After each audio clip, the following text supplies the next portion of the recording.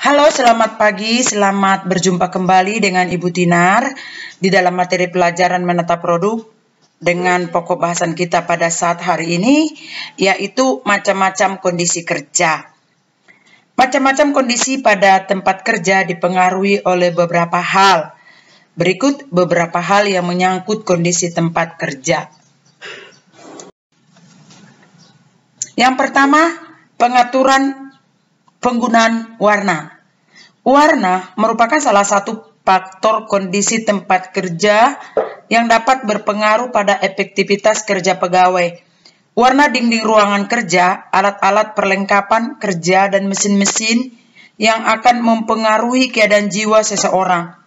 Sebagaimana halnya dengan musik, warna pun mempunyai getaran yang berbeda-beda dengan yang lain. Ada getaran dari warna keras dan menstimulasi jiwa seseorang apabila melihatnya. Ada pula warna yang getarannya tenang, sehingga bagi orang yang melihatnya dapat merasakan ketenangan dan kedamaian.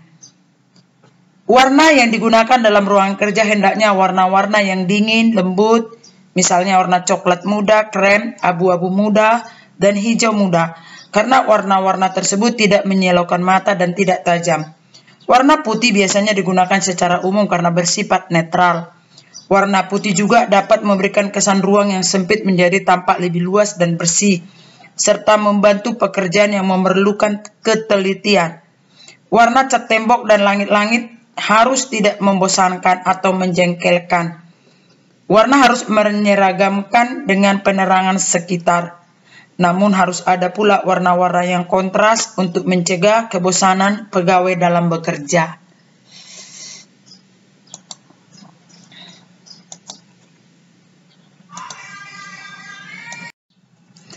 Untuk tempat kerja, warna yang disamakan, yang pertama adalah plafon atau langit-langit.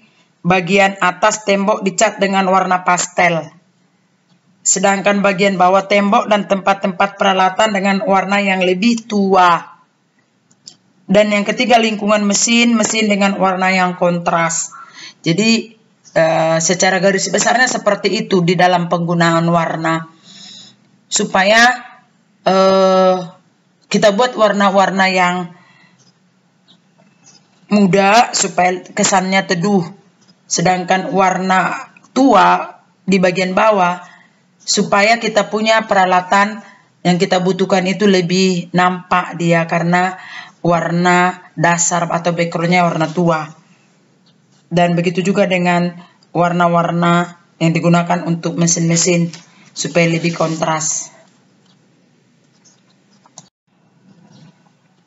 Sebenarnya bukan warna saja yang perlu diperhatikan, tetapi komposisi warna pun harus pula diperhatikan. Hal ini disebabkan karena komposisi warna yang salah akan dapat mengganggu pemandangan, sehingga dapat menimbulkan rasa tidak menyenangkan bagi mereka yang memandangnya. Yang kedua, pengaturan kelembapan dan suhu udara. Kelembapan dan suhu udara yang cukup terutama dalam ruang kerja sangat diperlukan.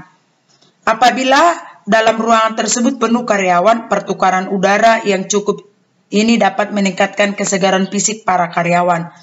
Sebaliknya, pertukaran udara yang kurang akan menimbulkan rasa pengap, sehingga mudah menimbulkan kelelahan dari para karyawan. Supaya pertukaran udara cukup, yang pertama-tama harus diperhatikan adalah ventilasi. Ventilasi harus cukup lebar, terutama pada bagian-bagian daerah panas. Ventilasi yang lebar menimbulkan pertukaran udara yang baik, sehingga dapat menyehatkan badan. Terlalu banyak ventilasi dapat menimbulkan embusan angin yang terlalu kuat, sehingga akan banyak karyawan yang jatuh sakit.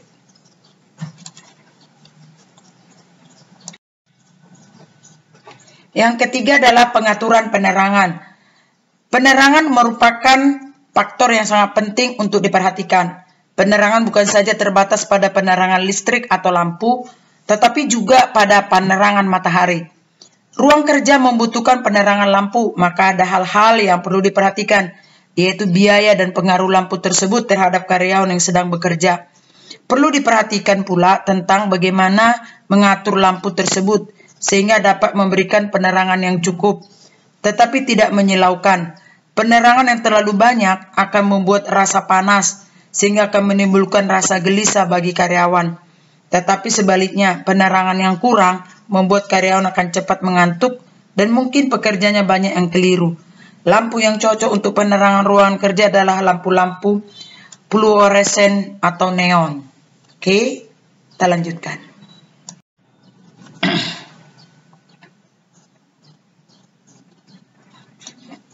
Pengendalian suara bising. Suara sangat menentukan produktivitas kerja karyawan. Banyak karyawan yang tidak dapat bekerja dengan baik jika lingkungan tempat ia bekerja gaduh dan ramai.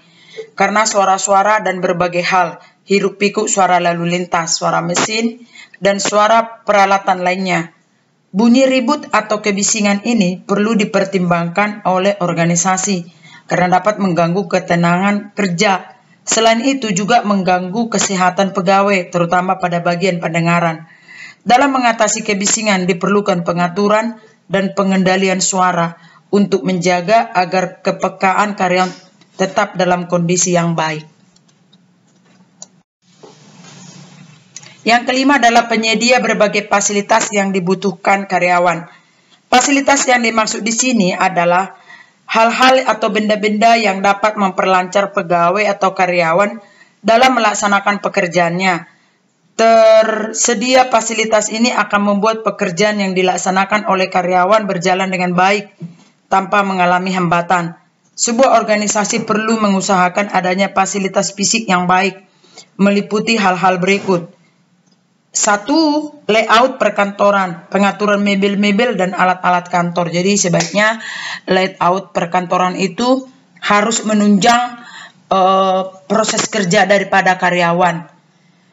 Ruangan kerja bos itu jangan terlalu jauh dari tempat kerja karyawan. Karena bos dengan karyawan itu ada banyak sekali urusannya. Jangan sampai memakan waktu untuk pergi ke ruangan bos. Yang kedua, penerangan cukup. Ya, jangan terlalu terang sekali dan juga jangan terlalu redup. Tadi sudah dijelaskan. Yang ketiga, ditiadakannya suara-suara yang tidak perlu. Ya, kadang-kadang di tempat kerja karyawan ada yang suka musik India, ada yang suka musik dangdut, ada yang suka rock. Ini bisa merusak kebisingan dari suasana kantor. Sebaiknya kalau membuat musik, satu musik saja, terkonsentrasi. Jadi tidak mengganggu orang yang lain. Atau supaya kita lebih privasi, kita menggunakan handset. Yang berikutnya adalah ventilasi yang secukupnya. Jadi ventilasi ini harus benar-benar terpenuhi. Jangan terlalu banyak bukaannya. Nanti jadi ngantuk, angin banyak. Tapi jangan pula terlalu sedikit sehingga mengakibatkan pengap.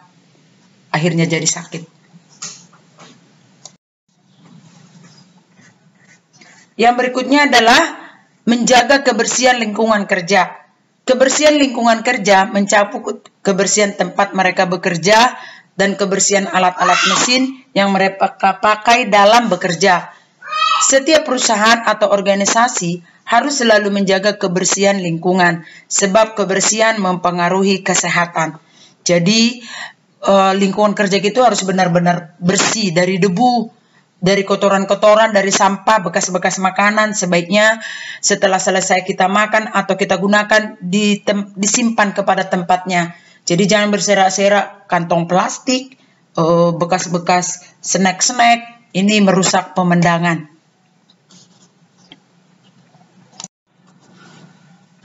Apa akibat lingkungan kerja yang buruk? Yang pertama, tempat kerja yang padat. Jadi kalau lingkungan kerja kita buruk, ini meja kita penuh banyak kali barang-barang, entah apa-apalah barang-barang ini. Yang kedua, kualitas kesulitan mencari yang diperlukan karena banyaknya barang-barang di atas meja kita. Kita mau cari pena, mau cari hektar itu sulit sekali karena begitu banyak isi meja.